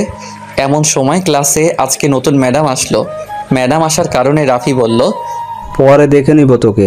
আজকে নতুন ম্যাডাম আসায় প্রথম ক্লাসটা পরিচয় আর ফাইজলামো করে কেটে গেল। আমি লক্ষ্য করলাম শারমিন একটু পরপর আমার দিকে তাকাচ্ছে। আমি পিছনের বেঞ্চে বসার কারণে সহজে বুঝতে পারলাম, কারণ শারমিন সামনে বসছে। আমি মনে মনে বলতেছি, আমাকে দেখে কোনো লাভ নেই সোনা, তুমি কি মনে করছো আমি তোমার রূপ দেখে তোমার মায়ায় নিজেকে জড়াবো? তা কখনোই না। হতে পারো তুমি সুন্দরী, হতে পারো তুমি বড়লোক বাবার মেয়ে, কিন্তু আমি তো চাই না কোনো মিথ্যাবাদীকে। এরপরের ক্লাসগুলো আগের মতোই হলো। আজকে পুরো ক্লাসটা লক্ষ্য করলাম, দেখলাম যে মেয়েগুলো আমার দিকে চোখ তুলে তাকায়নি, তারাও আজ তাকাচ্ছে আমার দিকে। এটাই স্বাভাবিক। কথায় আছে, টাকা হলে বাঘের চোখও মিলে। বাঘ কিন্তু মানুষকেই খায় আবার। ঠিক সেই অবস্থা এই মেয়েগুলোর। তোমার টাকা আছে তো তোমার সাথে লুতুপুতু প্রেম করতেও রাজি আছে, কিন্তু তোমার কাছে টাকা নেই তো তোমার দিকে চোখ ফিরানোর সময়ও নেই তাদের। সব মেয়ে কিন্তু না, কিন্তু কিছু মেয়ে টাকা তো দূরের কথা, একটু ভালোবাসা আর একটু কেয়ার চাই শুধু। বেশ উপভোগী করতেছি আমি মেয়েদের ক্রাশ হয়ে। সে আমি কিছুদিন আগে মেয়েদের চোখের আশেপাশেও ছিলাম না, তারাই আজ আমার কাছে ঘুরঘুর করে। এইভাবেই কেটে গেল বেশ কিছুদিন। এখন আর কেউ অপমান দূরের কথা, কেউ জোরেও কথা বলে না আমার সাথে। ক্লাসেও ফার্স্ট বয়। অনেকে মেয়েই প্রপোজও করেছে। এই মেয়েগুলোর মধ্যে শারমিনও রয়েছে। 2-3 দিন প্রপোজ করেছিল শারমিন, আমি সোজা না করে দেই। তবে মজার কথা হলো যে আগের মতো এখন আর কোনো মেয়ে আমার কাছে আসতে পারে না। এর কারণ হলো শারমিন কোনো মেয়েকে আমার সাথে দেখলে শারমিন ওই মেয়ের 12টা বাজায় দেয়। একদিক দিয়ে ভালোই হয়েছে, কারণ আমাকে আর কেউ বোঝাতে হয় না যে আমি প্রেম করব না। শারমিনের সাথে আমি কথা বলি না খুব প্রয়োজন ছাড়া, কিন্তু ও সবাইকে বলে যে আমি নাকি ওর সাথে প্রেম করি। এখন কি করব আমি সেটাই ভাবতেছি। এদিকে রাফির সাথে মাঝে মাঝে তর্কাতর্কি হয়, তবে এখন সেটাও হয় না। এর কারণ হলো রাফি শারমিনকে ভালোবাসে। এটা আমি জানার পরে রাফিকে আমি বলি যে তুমি তো জানো যে শারমিন আমাকে ভালোবাসে, এখন আসার সাথে বেশি ভেজাল করলে তোমার শারমিনকে নিয়ে নিব। এরপরে রাফি যা বলে সেটা শোনার জন্য আমি মোটেও প্রস্তুত ছিলাম না। রাফি বলে, ভাই আমি তোর হাতে ধরে বলতেছি, আজ থেকে তোমার সাথে কোনো খারাপ ব্যবহার করব না, যা বলবা তাই শুনবো, কিন্তু প্লিজ শারমিনকে নিও না, আমাকে শুধু শারমিনকে দাও, যা করতে বলবা তাই করব। আমি বলি আচ্ছা ঠিক আছে, সময় হলে দেখা যাবে। শারমিন এখন প্রায় প্রতিদিনই আমাকে আই লাভ ইউ বলে সবার সামনে। একদিন রেগে গিয়ে বলি, তুমি কি মনে করছো তোমাকে ক্ষমা করে দিয়েছি বলে তোমাকে আমি ভালোবাসি? এটা যদি ভেবে থাকো তাহলে ভুল ভাবছো। আমার সাথে 2 দিন ভালোবাসার অভিনয় করে পরে বলবা আমি তোমার সব কিছু কেড়ে নিয়েছি। এর আগে তো কিছুই করতে পারোনি, এবার ভালোবাসার ফান্দে ফেলে প্রতিশোধ নিতে চাচ্ছ, তাই না? তুমি কি মনে করছো আমি এগুলো বুঝি না? আমি শেষবারের মতো তোমাকে বলতেছি, এখন থেকে তোমাকে যেন আমার আশেপাশে না দেখি। আর হ্যাঁ, আমি যেন শুনি না যে আমার সাথে কথা বলার জন্য কোনো মেয়েকে মারছো বা অপমান করেছো, তাহলে কিন্তু এর পরিণাম ভালো হবে না। এগুলো বলে শারমিনের কাছ থেকে চলে আসি। এর পরের দিন বিকালে পলাশ ফোন দিয়ে বলল, দোস্ত তুই কি কিছু শুনেছিস? আমি বললাম না তো, কি হয়েছে? আজ সকালে তুই ইন্টার ফার্স্ট ইয়ারের এক মেয়ের সাথে কথা বললি না 10-15 মিনিট? আমি বললাম হ্যাঁ, তো কি হয়েছে? কি হবে আবার, শারমিন ওই মেয়েটাকে কলেজে ছুটির পরে যা তা বলে অপমান করেছে, আর অনেক মেরেছেও। কি বলিস তুই? সত্যি কি? হ্যাঁ সত্যি। আমি কি তোকে মিথ্যা বলেছি কখনো? আমি বললাম না, মিথ্যা তো বলিসনি। আচ্ছা ঠিক আছে, এখন শুনেন কাকে শারমিন মানলো আর ওই মেয়েটাকে। আমাদের ভার্সিটিতে কলেজও আছে। আজ সকালে কলেজের ক্লাসের দিকে গিয়েছিলাম, ওখানে গিয়ে দেখি আবিরের বোনকে। আবির হলো আমার বন্ধু, প্রায় 1 বছর থেকে ওর সাথে কথা হয় না। আমি মেয়েটার কাছে গিয়ে বলি, তুমি আবিরের বোন না? 2 বছর আগে দেখেছিলাম, তাই আমি শিওর না। মেয়েটা বলল, হ্যাঁ, কিন্তু আপনি কে? আমি বললাম আমি তোমার ভাইয়ের ফ্রেন্ড পলক। এরপরে মেয়েটা বলল, হ্যাঁ এখন চিনেছি। এরপরে ওকে জিজ্ঞেস করলাম, কেমন আছো? ভাই কেমন আছে? বাসার সবাই কেমন আছে? তোমার ভাই কোথায়? এখন এরকম আরও অনেক কিছুই বললাম, আর ও উত্তর দিল। 15 মিনিটের মতো কথা হয় ওর সাথে। আমি ওকে নিজের বোনের মতোই দেখি। এই মেয়েকে শারমিন মারার কথা শুনে আমার মাথা গরম হয়ে গেল, আর শারমিনের উপরে সেই রাগ উঠল। যদি এখন আমি শারমিনকে পেতাম তাহলে ওকে মেরে শেষ করতাম, কারণ ও আমার ফ্রেন্ডের বোন, আবার আমি ওকে নিজের বোন ভাবি। আমি এখন ভাবতেছি শারমিন সত্যিই কি আমাকে ভালোবাসে, নাকি আমার সাথে ভালোবাসার অভিনয় করবে? শারমিন সত্যি ভালোবাসুক আর মিথ্যাই বাসুক, আমি পারবো না ভালোবাসতে ওকে। যেই মেয়ে সবার উপর অত্যাচার করতে পারে তাকে ভালোবাসা যায় না কখনোই। কালকে শারমিনকে একটা উচিত শিক্ষা দিতে হবে। যেই ভাবা সেই কাজ। পরের দিন সকালে আমি ক্লাসের সামনে দাঁড়ায় আছি, আম গাছের নিচে শারমিনের অপেক্ষার সময় যে যেতে চায় না তা আর বললাম না। অবশেষে শারমিন আসতেই আমি বলি, ব্যাগ রেখে এখানে আসো। আমার কথা শুনে শারমিন তো সেই খুশি, ক্লাসে ব্যাগ রেখে দৌড়ে আমার কাছে চলে আসলো, আর ওর পিছু পিছু ওর বান্ধবীরাও চলে আসলো। আমি বললাম, কালকে কাকে মারছো? আমি তো বলছি তোমার সাথে যে কথা বলবে তাকেই শিক্ষা দিব। আমি যে তোমাকে ভালোবাসি তা কতভাবে বোঝাবো? যাকে মারছো সে আমার বন্ধুর বোন হয়, মানে আমারও বোন। তো কি হয়েছে? তোমার সাথে হেসে কথা বললো কেন? আর তুমি হেসে হেসে কথা বললা কেন? এই কথা বলার সাথে সাথে ঠাস ঠাস করে 2টা চড় দিলাম শারমিনের গালে। সাথে সাথে সাদা গালে 5-5টা 10টা আঙ্গুলের দাগ হয়ে যায়। চরের শব্দে আশেপাশে সবাই স্তব্ধ হয়ে যায়। কয়েকটা ছেলে মেয়ে এসে বলল, কি হয়েছে, চর মারলো কেন? আমি বলার আগে শারমিনের বান্ধবীগুলো বলল, পলককে প্রপোজ করছে তাই জ্বর মারলো। শারমিনও বলতেছে, আমার প্রপোজ গ্রহণ করবা না? তা তো বললেই হলো, এভাবে চর মারলা কেন? শারমিনের কথা শুনে সবাই বলতেছে, প্রপোজ তো করতেই পারে, তাই বলে ছেলে হয়ে এভাবে মারবা তুমি? মেয়েটার গালে তো আঙ্গুলে দাগ করে দিছো, এটা ঠিক করনি পলক। এমনিই বোঝাই বললেই তো হতো তোমার, এটা তুমি অন্যায় করেছো। আমি জোরে বললাম, চুপ করবে তোমরা? আমি আজকে চর মারছি, এটা আমার অন্যায় হয়েছে। এতদিন যে ও কতগুলো মেয়েকে মারলো, অত্যাচার করলো, সেটা কি সে অন্যায় করেনি? তা ঠিক বলছো, কিন্তু তুমি ওকে প্রপোজ করার জন্য মেরে কাজটা ঠিক করনি। আমি বললাম শারমিন আমাকে প্রপোজ করেনি। এ কথা শুনে শারমিনও ওর বান্ধবীরা বলল, প্রপোজ করছে তাই আমি মারছি। এতগুলো মেয়ে এক কথা বলতেছে আর আমি একাই এক কথা বলছি, এটা কেউ বিশ্বাস করার কথাও না আর করবেও না যে আমি অন্য কারণে মারছি। অনেকে আমাকে অনেক কথা বলে চলে যাচ্ছে আর বলতেছে ভবিষ্যতে যেন এমন না করি। আমি বোবার মতো দাঁড়িয়ে আছি এখন, কারণ প্রমাণ থাকা সত্ত্বেও প্রমাণ দিতে পারতেছি না। কারণ আবিরের বোনকে এনে যদি প্রমাণ দেই তাহলে বোনকেও অনেকে অনেক কথা বলবে, সেও লজ্জাবোধ করবে। তাই আমি কিছু না বলে দাঁড়ায় আছি। সব ছেলে মেয়েগুলো সরে যাচ্ছে আর এক একজন এক এক কথা বলতেছে। সবাই চলে যাওয়ার পরে আমি দাঁড়িয়ে আছি আর আমার সামনে শারমিন ও ওর বান্ধবীরা আছে। শারমিন বলল, এরপর থেকে যদি আমার সাথে কোনো ধরনের খারাপ ব্যবহার করো বা কোনো মেয়ের সাথে কথা বলো তা দেখি বা শুনি, তাহলে কি করব দেখিও। আমি বললাম, তুমি কি আমাকে ভালোবাসো? তোমার কি মনে হয় আমি অভিনয় করতেছি তোমার সাথে? অভিনয় নয় তো কি করতেছো? এত কিছু করার কোনো মানে আছে? এত কিছু বলতে কি বোঝাচ্ছ? তোমাকে ফলো করি, কোনো মেয়েকে তোমার সাথে দেখতে পারি না, এগুলো তো। হ্যাঁ, এগুলো আর বারবার মিথ্যা কথা বলার কারণ কি? কারণ তো অবশ্যই আছে, কেউ কোনো কারণ ছাড়া কোনো কিছুই করে না। আমি বললাম, কারণটা কি? তুমি মেয়েদের সাথে কথা না বলে সবার সাথে না মিশে আমাকে ভালোবাসো, তাহলে এমন আর করব না। ওই, তোমার কি মাথায় প্রবলেম আছে? কেন কেন আমার প্রবলেম থাকবে? সরি, আমি তোমাকে ভালোবাসি না। আমার রাস্তা থেকে সরে যাও তুমি। আমি এটা কখনোই করতে দিব না। সবাই জানে তোমার আর আমার মিথ্যা অপবাদের কথা, তাই আমি তোমাকেই ভালোবাসবো আর তোমাকেই বিয়ে করব, এটাই আমার শেষ কথা। আমাকে সত্যি যদি ভালোবাসতা তাহলে সবার সামনে আমাকে বারবার এভাবে অপমান করতে পারতা না। শারমিন বলল, আমার কথায় রাজি না হলে এর থেকেও খারাপ কিছু করতে পারি। আমি অনেক ভেবে দেখলাম শারমিনের হাত থেকে বাঁচতে হলে ওকে বলতে হবে আমি একজনের সাথে প্রেম করি। এটা না করলে শারমিন বড়লোকের জেদি মেয়ে হওয়ায় যা ইচ্ছা তাই করতে পারে। আর বর্তমান সমাজে মেয়ে যা বলবে তাই সত্যি। শারমিন, হয়তো তুমি সত্যিটা জানো না, আমি একজনকে ভালোবাসি। আমার কথা শুনে শারমিন ও ওর বান্ধবীরা সবাই স্তব্ধ হয়ে যায়। সবাই মুখ হাঁ করে আমার দিকে তাকিয়ে থাকে। আমি আবারও বললাম, সুতরাং আমার পিছনে ঘোরাঘুরি না করে অন্য ছেলেকে দেখো, না হলে লেখাপড়ায় মন দাও, যা তোমার কাজে লাগবে। শারমিন বলল, তুমি মিথ্যা বলছো।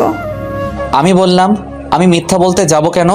শারমিন বলল, কে ওই মেয়ে? আমার চেয়েও সুন্দরী, আমি দেখতে চাই, আমাকে দেখাও। আমি এখন কি বলি? আমি তো কখনোই কাউকে ভালোবাসিনি। আর এই মুহূর্তে কোন মেয়েকে দেখাই দিব? অনেক ভেবেচিন্তে বললাম, সময় হলেই দেখতে পারবা। শারমিন বলল, আমি এখানেই দেখব, তুমি বলো কে সে? আমি বললাম, ও গ্রামে থাকে তাই এখন দেখাতে পারছি না, পরে ওকে এনে দেখাবো বলেই চলে আসলাম শারমিনদের কাছ থেকে। কারণ এখানে থাকলে উল্টাপাল্টা প্রশ্ন করতে পারে। তাছাড়াও ক্লাসের সময় হয়েছে। টিফিনের সময় শারমিন আমাকে বলল, তোমার জেফের পিক তো আছে তাই না? আমি এখন পিক দেখব। আমি এখন মিথ্যা বলে তো আরও বিপদে পড়লাম দেখছি। আমি বললাম, আমার জিএফের পিক আমি ফোনে রাখি না, কারণ কখন কে দেখে ফেলে তাই। তাছাড়া আমি তো বলছি তোমাকে দেখাবো, তাই তুমি টেনশন করো না, অবশ্যই তোমাকে দেখাবো। কে শুনে কার কথা? শারমিন বলছে। আমি বললাম, আজকে হবে না। এখন আমাকে নিয়ে গ্রামে চলো, আমি আজকেই দেখব। তাছাড়া তুমি তো গ্রামে থেকেই তো ক্লাস করতেছো। কালকে ওকে নিয়ে এসে সবার সাথে পরিচয় করিয়ে দিব আমি। শারমিন বলল, যেহেতু এত করে বলতেছো, আচ্ছা ঠিক আছে, কালকে নিয়ে আসিও। আচ্ছা ঠিক আছে, কালকে নিয়ে আসবো বলেই শারমিনের কাছ থেকে চলে আসলাম। কারণ ওর আশেপাশে থাকলে বিপদ আছে। শুধু বিপদ না, মহা বিপদে পড়তে পারি আমি, তা আপনারা ভালো করেই জানেন। ভার্সিটি থেকে বাসায় এসে ফ্রেশ হয়ে মা খাবার দিতে স্যার বলতেছে, আমার রাজকুমারীর কি আজকের কোনো মেয়ে পছন্দ হয়নি? মা, আমি কি মেয়ে খুঁজতে ভার্সিটি যাই নাকি? না তো, আমার ছেলে পড়া পড়তে যায়। মনে হয় এবার প্রেম করতেই হবে। সত্যি সত্যি। কেন, কি হয়েছে? আমার রাজকুমার কি এবার প্রেম করতে চাইছে? এরপর আমি মাকে সবকিছু খুলে বললাম। মাকে সবকিছু বলার কারণ হয়তো অনেকের জানা আছে, তারপরেও বলছি। আমি আর মা একদম ফ্রি, বেস্ট ফ্রেন্ড যেমন হয় তার চেয়েও বেশি ফ্রি আমরা। মা সবকিছু শুনে বলল, মেয়েটা কিন্তু দেখতে ভালোই আছে। আমি বললাম, মা তুমি কি বলতে যাচ্ছ? আমি ওই মেয়ের সাথে প্রেম করব? কখনোই না। মা বলল, তাহলে কি করবে এখন? আমি বললাম, একটা অন্ধ মেয়ের সাথে প্রেম করব, তারপরও ওই মেয়ের সাথে না। এখন আমাকে শান্তি মতো খেতে দাও তো মা। আচ্ছা ঠিক আছে, আমি গেলাম, খাওয়া হলে ডাক দিও। বলে আমার কাছ থেকে চলে গেল। এখন রাত 10টা, কিছুই ভেবে পেলাম না কি করব আর কি বলবো কাল শারমিনকে। হঠাৎ মনে হলো আজকে তো বৃহস্পতিবার, তার মানে কালকে শুক্রবার। একদিন সময় পেলাম শারমিনের কাছ থেকে বাঁচতে। এতটাই টেনশনে ছিলাম যে কাল যে শুক্রবার তাও ভুলে গেছিলাম। পরের দিনও অনেক ভাবার পরও কিছুই মাথায় আসলো না। হঠাৎ করে আমার মাথায় একটা উপায় খুঁজে পেলাম। তা হলো, আমার স্কুল লাইফে কয়েকটা মেয়ে বান্ধবী ছিল, মাঝে মাঝে এখনও কথা হয় তাদের সাথে। একদিনের জন্য ওদের কাউকে দিয়ে যদি গার্লফ্রেন্ডের অভিনয়টা করানো যায় তাহলেই বেঁচে যাই আমি। যেই ভাবা সেই কাজ। এক এক করে সবাইকে ফোন মেসেজ দিলাম, সবার সাথে কথা হলো, সুখবরও পেলাম। তারা সবাই রাজি, কিন্তু দুঃখের খবর হলো তারা কেউ এই সপ্তাহে দেখা করতে পারবে না। শুধু একজন বলল 2 দিন পরে পাবে।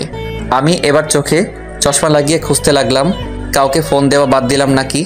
অনেক খোঁজার পরে একটা নাম্বার পেলাম মেয়ের নামে সেভ করা, কিন্তু চিনতে পারলাম না। তারপরে ফোন দিলাম।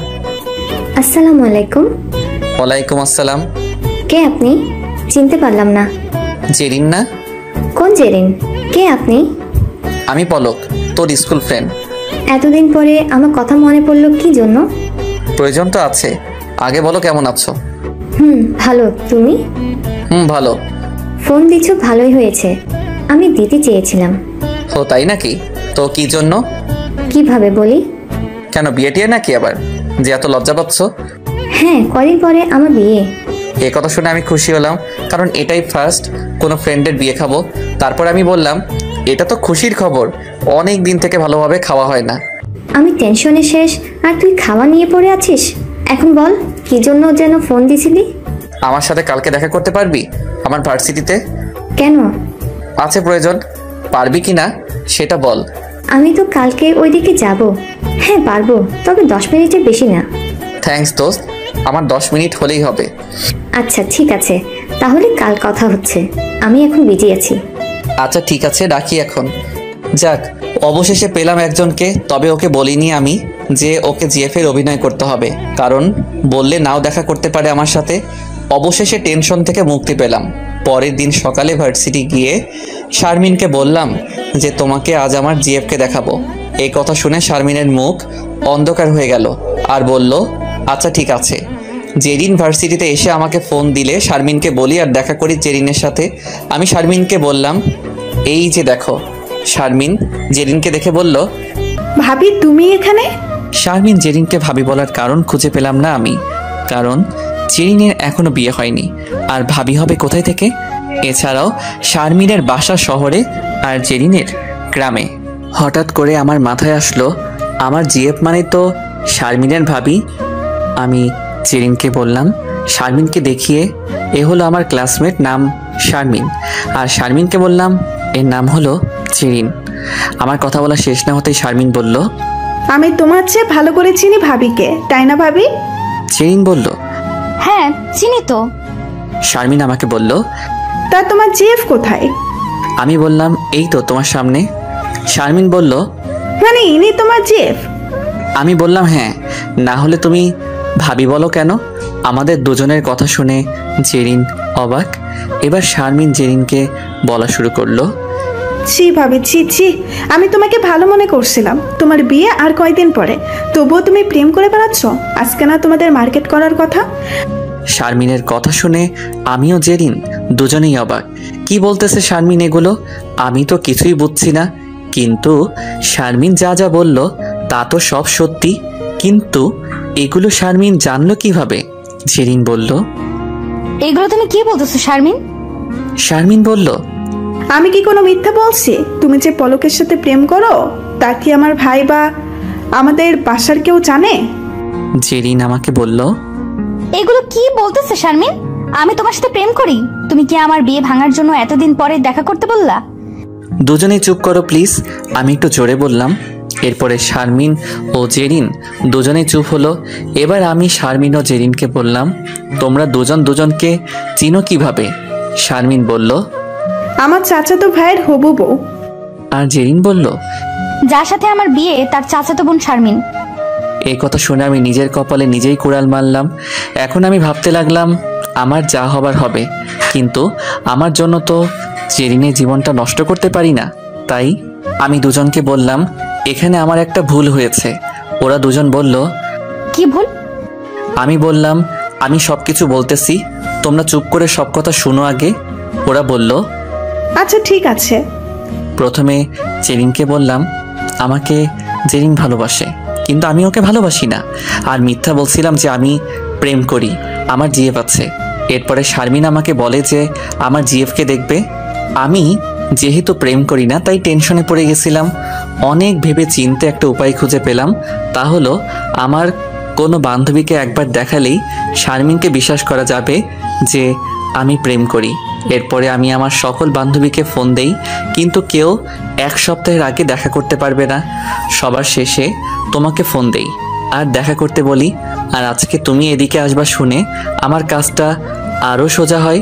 আর তুমি দেখা করতে চাও, তাই সত্যিটা বলিনি যে তোমাকে আমার জিএফের অভিনয় করতে হবে। আমার কথা শুনে দুজনেই মুখে হাত দিল। কারো মুখে কোনো কথা নেই, তবে দুজনেই রেগে লাল হয়ে আছে। আমি বললাম, আমি সরি, আসলে আমি জানতাম না তোমরা পরিচিত, আর আমি ভাবতেও পারিনি যে এমন কিছু একটা হবে। আমার কথা শেষ হতেই জেরিন উঠে চলে যায় আর আমাকে বলে, পলক, তুমি এটা কিন্তু ঠিক করনি। এই পাশে শারমিন আমাকে চর মারতে ধরেও মারল না। সে বলল, এটা তুমি মোটেও ঠিক করনি। এখন আমি যদি বাসায় ফোন করে এসব বলি তাহলে জেরিনের কি হবে জানো? এই বিয়েটা ভেঙে যাবে, আর সাথে ভেঙে যাবে মেয়েটার মন। তবে ভাবির ভাগ্য ভালো যে আমি তোমাকে ভালো করে জানি। তুমি প্রেম করো না, কখনো করনি, আর সিঙ্গেলে থাকবা। তুমি ঠিক করছো ভাবিকে না বলে আমার সাথে দেখা করানো। তোমাকে তো আগেই বলছিলাম কয়েকদিন পরে বিয়ে। আচ্ছা, আমি কি এতটাই খারাপ? আমি কি দেখতে পাচ্ছে আমার শরীরের রং কি কালো? তবে হ্যাঁ, আমি প্রথমে তোমার সাথে অন্যায় করেছি, সেজন্য তো তোমার কাছে ক্ষমাও চেয়েছি। কিন্তু এখন সত্যি তোমাকে ভালোবাসি। এখন তোমাকে এত অত্যাচার করি যখন আমার খুব জেদ ওঠে তোমার উপরে। আমি সহ্য করতে পারি না তোমাকে অন্য মেয়ের সাথে।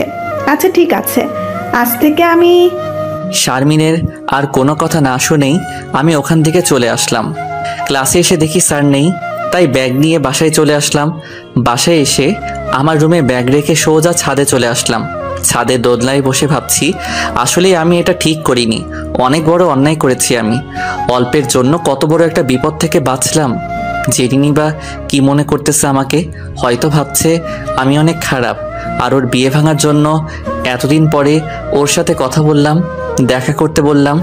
এটা না বলার কোনো কারণই নেই, কারণ প্রায় কিছু কম 2 বছর থেকে জেরিনের সাথে কথা বলিনি। হঠাৎ ফোন দেওয়া, কথা বলা, দেখা করতে বলা, এটা মোটেও স্বাভাবিক কিছু না। এদিকে এটা ছাড়া অন্য কোনো উপায়ও ছিল না শারমিনের কাছ থেকে মুক্তি পেতে। আমি আকাশের দিকে তাকিয়ে বসে আছি। হঠাৎ আমার ঘাড়ে কারো হাতের স্পর্শ পেলাম। তাকিয়ে দেখি মা বলল, কি হয়েছে তোর? আজকে তাড়াতাড়ি বাসায় আসলা, ফ্রেশ না হয়ে ছাদে এসে বসে আছো। আমি বললাম, কিছু হয়নি মা, ভালো লাগছে না তাই বাসায় আসলাম বলেই ছাদ থেকে নিচে নেমে ফ্রেশ হলাম। বিকালের দিকে জেরিনকে ফোন দিয়ে সরি বললাম। জেরিন বলল, আচ্ছা ঠিক আছে। মুখে ঠিক আছে বললেও আমি বুঝতে পারছি আমার উপর রাগ আছে অনেক। তাই আমি বললাম, আমাকে তো বিয়েতে দাওয়াত দিলি না, আমি কিন্তু নিজেই তোদের হানিমুনের দাওয়াত নিলাম, না করিস না কিন্তু। জেরিন লজ্জা পেয়ে বলল, এখনো বিয়ে হলো না আর হানিমুন? আর তুই আমাদের সাথে হানিমুনে যাবি কেন? আমি বললাম, কেন যেতে পারি না তোদের সাথে? তোরা যা করবি আমিও তাই করব। চুপ থাক তুই, বিয়ে করে হানিমুন করি। বলেই ফোন কেটে দিল। এর পরের দিন আমি ভার্সিটি আসলাম সকালে।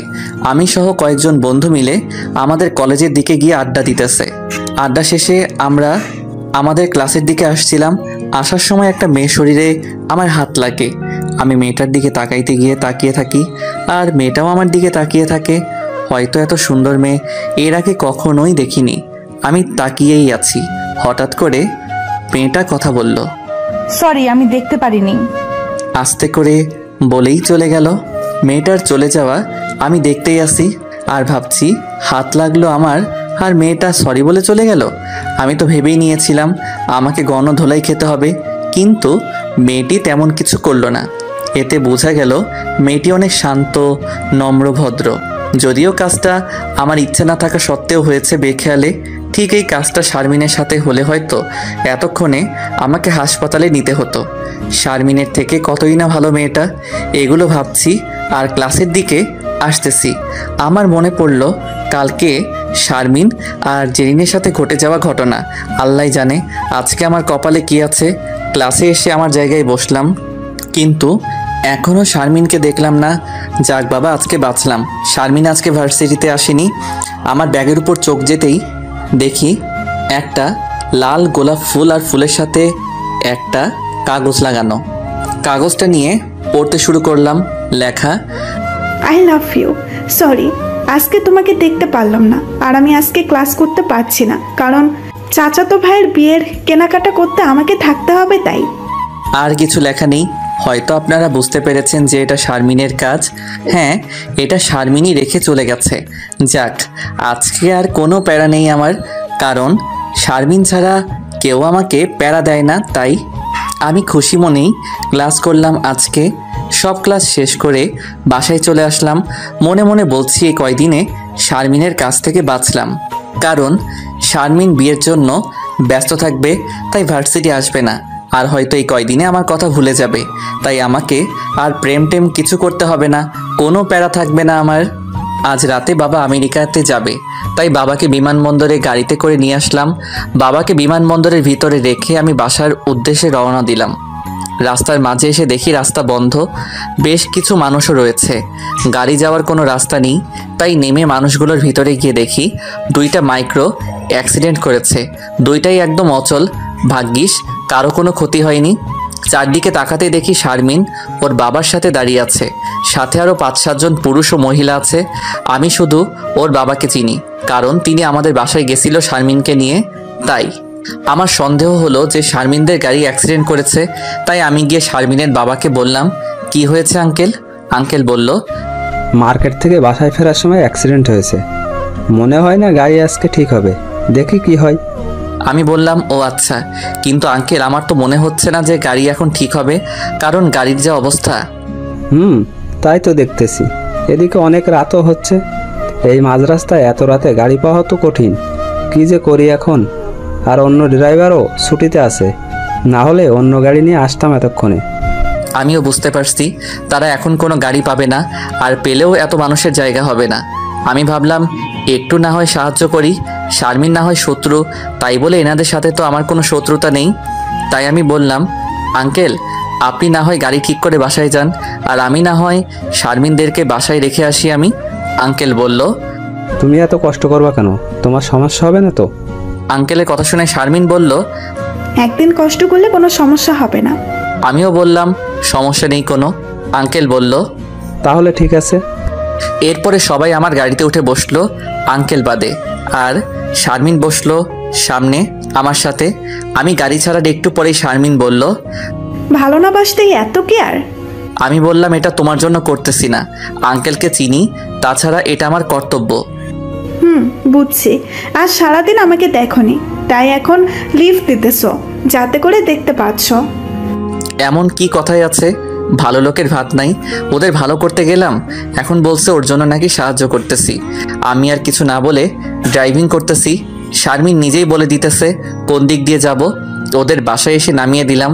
ওরা সবাই অনেক জেদ করলো বাসায় যেতে, কিন্তু আমি গেলাম না। যদিও যেতাম, কিন্তু শারমিনের জন্য গেলাম না, কারণ বাসায় গেলে শারমিন কি না কি করে আর কি বলে তার ঠিক নেই। তাই আমি আসার সময় বলল 3 দিন পরে বিয়ে, আর বিয়ের দিন যেন আমি আসি বউ আনতে। আমি বললাম, আচ্ছা। আমি মনে মনে বললাম, বউ আনতে যাব কি করে, তোমাদের বউ তো আমার বান্ধবী হয়। আমি গাড়িতে ওঠার পরে শারমিন বলল সে নাকি 5-7 ভার্সিটি আসবে না।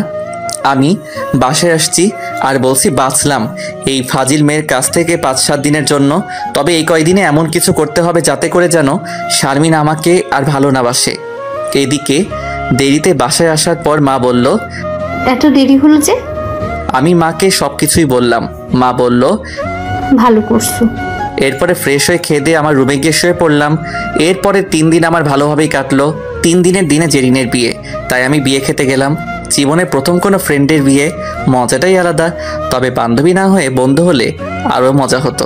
আমি অনেক চেষ্টা করলাম শারমিন যেন আমাকে না দেখে, আমি যে বিয়ে বাড়িতে আছি তা যেন ও না জানে। বিয়ে বাড়িতে একপাশে অন্ধকার, গিয়ে ফোনে কথা বলতেছি। হঠাৎ করে কে যেন আমাকে পিছন দিক থেকে জড়িয়ে ধরে আর বলে, কোনো কথা বললে চিল্লাবো কিন্তু। কণ্ঠ শুনে আমি বুঝলাম যে এটা শারমিন। শারমিন বলতে থাকলো, তুমি কি মনে করছো আমার কাছ থেকে তুমি লুকিয়ে থাকতে পারবা? কখনোই না।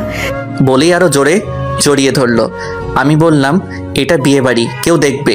শারমিন বলল, এটা বিয়ে বাড়ি হয়, কেউ কিছু দেখবে না, সবাই নিজ নিজ কাজ নিয়ে ব্যস্ত আছে।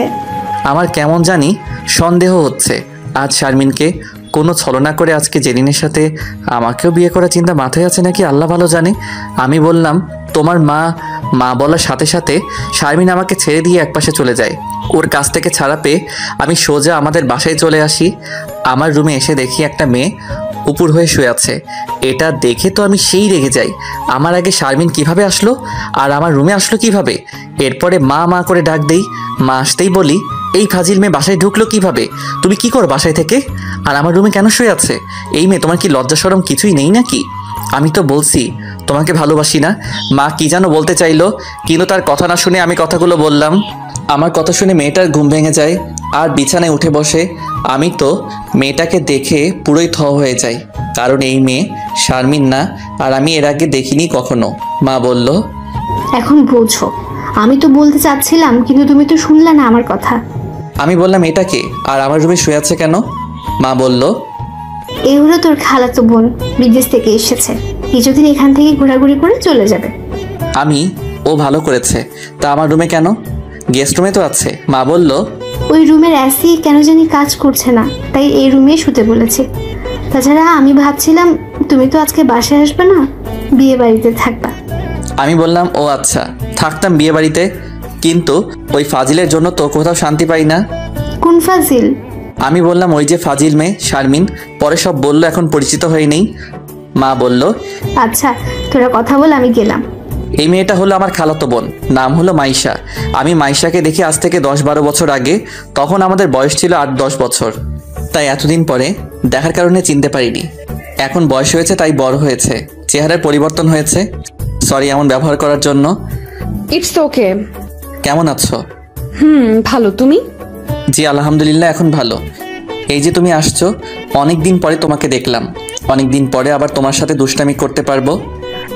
তা ঠিক, কিন্তু এখন আমরা অনেক বড় হয়েছি, তাই আগের মতো তো আর দুষ্টুমি করা যাবে না। আমি বললাম, হ্যাঁ তা ঠিক আছে, আমরা ঠিক থাকলে হলো। মাইশারা বিদেশে যাওয়ার আগে আমরা দুজন খুব দুষ্টামি করতাম। কিছুদিন পর পর আমি ওদের বাসায় না হলে মাইশা আমাদের বাসায় আসতো, আর অল্পতেই দুজনের ঝগড়া লাগতো, আবার সাথে সাথে ঠিক হয়ে যেত। খুব বানামারিও করতাম দুজন। মাইশারা যখন বিদেশে চলে যায় তখন আমার খুব মন খারাপ হয়েছিল, এমনকি কান্নাও করছিলাম। শুধু আমি না, মাইশাও। আমি রাগ হয়ে আজ পর্যন্ত কারোর সাথে যোগাযোগ করিনি। কেমন কাটছে দিনকাল? কাটছে মোটামুটি, কলেজ বন্ধ দিয়েছে তাই এখানে আসলাম, আর খুব ইচ্ছে করছিল দেশে আসতে। তোমার কেমন কাটছে? খুব ভালো, কিন্তু একটা প্যারায় আছি। কি সেই প্যারা? পরে বলবো, আমি আগে ফ্রেশ হয়ে নিই। এরপর আমি ফ্রেশ হয়ে দেখি রাত 10টা বাজে। আমার রুমে শুয়ে আছি, এমন সময় মাইশা চলে আসে। এসে বলে, কি করো? আমি বললাম, এই তো শুয়ে আছি। ঘুমাবি না? এখন না, দেখি আছে। তুমি? ঘুম নেই, এসেই ঘুমাইছি তো তাই। ও আচ্ছা। এখন বলো, কি যেন প্যারায় আছো? আমার পেয়ার কথা শুনে তুমি নিজেই পেয়ার পড়ে যাবে না তো? আরে না, বল আগে শুনি কি প্যারা। আচ্ছা শোনো, আমি প্রথম যেদিন ভার্সিটি যাই, বাসায় এসে তোমাকে শারমিন মনে করে রাগ হই। সবকিছু বললাম মাইশাকে। আমার কথা শুনে মাইশা হাসতেছে। আমি প্যারায় আছি আর তুমি আমার কথা শুনে মজা নিচ্ছ। হাসবো না তো কি, আমি কি করব? একটা মেয়ে হয়ে যদি তোমার মতো একটা ছেলেকে ইফটিজিং করে, বারবার অপমানিত করে, আর তুমি ছোটবেলার সেই হাবলার মতো এখনো সব কিছু মেনে নাও, তাহলে তো আমার হাসি পাবেই, তাই না? হাসি থামাবি নাকি? আমি তোমাকে বললাম এই জন্য যে হয়তো আমাকে হেল্প করবা, তাই তা না করে হাসতেছে। আমি যেন কোনো জোকস বলছি। প্রেম কর আর খেয়ে দে, ছেড়ে দে, তাহলেই তো হয়। কি বললাম? আমাকে কি তোমার প্লে বয় মনে হয়? না, মনে হয় না। এখন তুমি ফিডার খাও। এটা যদিও করতাম তাহলে আরো ঝামেলায় পড়তাম আমি, কারণ আমি কিছু না করেও যে মিথ্যা অপবাদ দিছিল। হয়েছে, আর কিচ্ছু বলতে হবে না, বুঝছি তুমি আসলেই একটা, থাক না বলি। একটা কাজ করো, আমাকে ওই মেয়ের সাথে দেখা করায় দাও, আমি সব ঠিক করে দেবনি। সত্যি ওই পাঁচি মেয়েকে ঠিক করতে পারবা? হ্যাঁ পারবো, তবে একটা শর্ত আছে। আগে আমাকে প্যারা থেকে মুক্ত করো, তারপরে তোমার সব শর্ত পূরণ করব। মনে থাকে জানো? মনে থাকবে। অনেক রাত হয়েছে, প্রায় রাত 1টা বাজে। তুমি এখন ঘুমাতে যাও, কালকে কথা হবে। Bye, good night. Good night, Allah হাফেজ। এরপরে আমি ঘুমিয়ে গেলাম। নদীর পাড় দিয়ে একে অপরের হাত ধরে পাশাপাশি হাঁটতেছি। শারমিনের খোলা চুলগুলো বাতাসের কারণে বারবার মুখে আসতেছে, আমি তা সরিয়ে দিতেছি। আর মাঝে মাঝে আমার মুখেও আসতেছে শারমিনের চুলগুলো, সাথে চুলের সেই মুগ্ধ করা গন্ধ। নির্জন পরিবেশ, সন্ধ্যার আগাগ মুহূর্তে শুধু আমরা দুজন নেই, আর কোনো মানুষের কোলাহল, সাথে নদীর পানির সেই কলকল ধ্বনি। ইচ্ছা করছিল এঁকে দেই ভালোবাসার চিহ্ন শারমিনের কপালে আমার 2 ঠোঁট দিয়ে। আমি শারমিনকে জড়িয়ে ধরে আমার ঠোঁট দুটো ওর কপালের কাছে আনতেই আমার ঘুম ভেঙে গেল। আপনারাই বলেন, এত সুন্দর মুহূর্তে যদি কারো ঘুম ভাঙে তাহলে কান্না রাগ উঠবে। ঠিক আমারও রাগ উঠল, কিন্তু পরে মনে হলো স্বপ্নের মেয়েটা তো শারমিন ছিল, ঘুম ভেঙে ভালোই হয়েছে। এই মেয়ের সাথে বাস্তবে তো না, স্বপ্নেও আমি জড়াতে চাই না ওর সাথে, কিন্তু এই মেয়ে তো আমার পিছু ছাড়ছে না, স্বপ্নেও চলে আসছে। এখন যা করার খুব তাড়াতাড়ি করতে হবে আমাকে, যে করেই হোক এই মেয়েকে আমার পিছন থেকে সরাতে হবে, না হলে আমার জীবন তেজপাতা করে ছাড়বে। আমার ফোনটা হাতে নিয়ে দেখি সকাল 7টা বাজে। এই পাঁচি মেয়ের জন্য আজ ফজরের নামাজও হলো না আমার। আমি উঠে ফ্রেশ হয়ে আমার রুমে বসে ইনস্টাগ্রামে ঢুকলাম। এমন সময় মাইশা এসে বলল, গুড মর্নিং। আমিও বললাম গুড মর্নিং, কেমন আছো? ভালো, তুমি? আলহামদুলিল্লাহ ভালো।